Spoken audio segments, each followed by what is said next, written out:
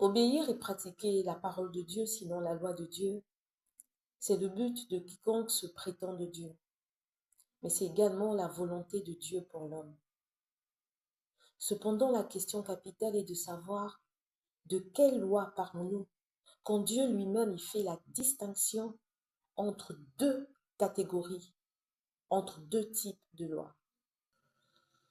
D'une part, il y a cette loi qui est dite spirituelle et que Dieu lui-même y qualifie de loi parfaite, de loi royale, de loi de la foi ou encore de la loi de l'esprit de vie en Jésus-Christ qui a franchi de la mort et du péché. Parce que cette loi, sinon cette parole de Dieu pour l'homme est bonne nouvelle. Au lieu de nous condamner, il s'agit de nous dire que là où le péché il abonde, là où le péché nous condamne, la grâce de Dieu, elle surabonde. Et d'autre part, à contrario de la loi spirituelle, il y a cette loi que Dieu y désavoue. Cette loi, elle est taxée de loi, sinon d'ordonnance charnelle. Elle est qualifiée de loi du péché et de la mort, ou encore des guillons de la mort, car il s'agit d'une ordonnance qui incite, qui encourage à la mort, sinon à la condamnation de l'homme. Parce que cette loi, sinon cette parole de la condamnation de l'homme n'est pas la volonté de Dieu, même si elle a longtemps été soutenue comme telle. Parce qu'aujourd'hui encore, pas seulement au temps du Christ ou des apôtres, beaucoup dans le corps du Christ la pratiquent dans l'ignorance, sans la révélation de la parole de Dieu, sans la révélation de la volonté de Dieu pour l'homme. Paul de demander aux chrétiens de l'église de Galate si c'était par les œuvres de la loi qu'ils avaient reçu l'Esprit ou par la prédication de la foi. Il leur demanda encore s'ils étaient tellement dépourvus de sens au point de finir par la chair alors qu'ils avaient pourtant bien commencé à suivre et à obéir Dieu par l'Esprit, notamment par la loi de l'Esprit. On voit bien là que pour Dieu, la pratique des œuvres de la loi dite charnelle ne nous octroie ni l'Esprit de Dieu, ni les promesses de Dieu. Parce qu'il s'agit là d'un problème capital, d'un problème central dans le corps du Christ, dans la révélation de Dieu, dans la révélation de la parole de Dieu. Beaucoup de gens pensent à tort que Dieu il se contredit dans sa parole, alors qu'il nous dit qu'il est le même hier, aujourd'hui et éternellement.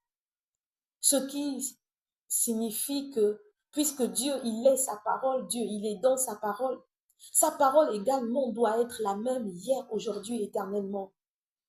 Ils pensent que selon l'Ancien Testament et selon le Nouveau Testament, il y a deux volontés de Dieu, il y a deux sortes de paroles de Dieu, il y a deux sortes de révélations de Dieu, ce qui n'est pas le cas.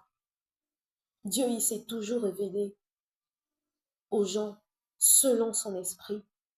Seulement avant, nous n'avions pas la révélation parce que le voile n'était pas encore déchiré. Parce que nous croyons à tort que la parole de Dieu peut être lue, considérée comme n'importe quel livre d'histoire, de philosophie. Nous sommes nombreux à croire que nous pouvons la consulter, que nous pouvons apprendre d'elle, nous pouvons nous imprégner de la parole de Dieu sans l'Esprit de Dieu, sans la conduite de l'Esprit de Dieu, sans la révélation de l'Esprit de Dieu. Dès lors, nous pensons que obéir à Dieu, pratiquer la parole de Dieu consiste à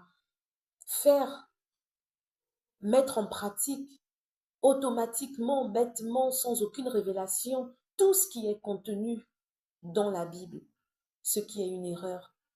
Parce que ce n'est pas le fait que la Bible fait état de la loi que ça signifie que ça nous est applicable. Toute mention dans la Bible de la loi ne renvoie pas nécessairement à la volonté de Dieu pour l'homme. Il y a la loi qui est spirituelle, à laquelle Dieu nous invite, mais il y a la loi charnelle Il était tellement conscient du problème, de la confusion que cela crée au sein de l'Église de Christ, au sein du corps de Christ, que l'apôtre Paul, il a longuement abordé la question. Il a longuement nuancé les deux types de lois afin que nous ne tombions pas dans l'erreur, dans le piège. Si la justice s'obtient par la loi, Christ est donc mort en vain. Nul ne sera justifié devant Dieu par la loi. Cela est évident puisqu'il est dit, le juste vivra par la foi. Or, la loi ne procède pas de la foi. Ça veut dire que la loi, elle n'accomplit pas, elle ne pratique pas la foi. Il dit encore que tous ceux qui s'attachent aux œuvres de la loi sont sous la malédiction. Et encore, Christ nous a rachetés de la malédiction de la loi. Il dit, Christ est la fin de la loi pour la justification de tous ceux qui croient. Vous êtes séparés de Christ, vous tous qui cherchez la justification dans la loi, car vous êtes déchus de la grâce. Et de finir, il dit, si vous êtes conduits par l'Esprit, vous n'êtes point sous la loi.